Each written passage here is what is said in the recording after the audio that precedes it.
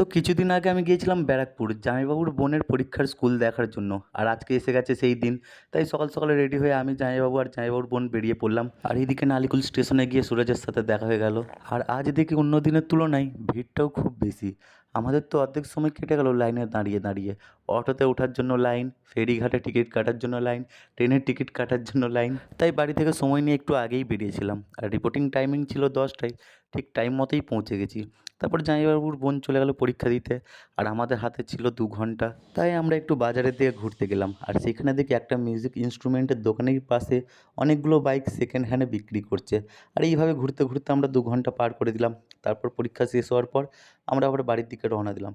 আর স্টেশনে এত ভিড় ছিল, জামাইবাবু তো এই ট্রেনটাতে উঠতেই পারেনি, তার পরের ট্রেনটা এসেছে। তারপর আবার ব্যারাকপুর থেকে তিনজনে একসাথে হয়ে বাড়ির দিকে রওনা দিলাম। তো এই ছিল আমার আজকের দিনের রুটিন।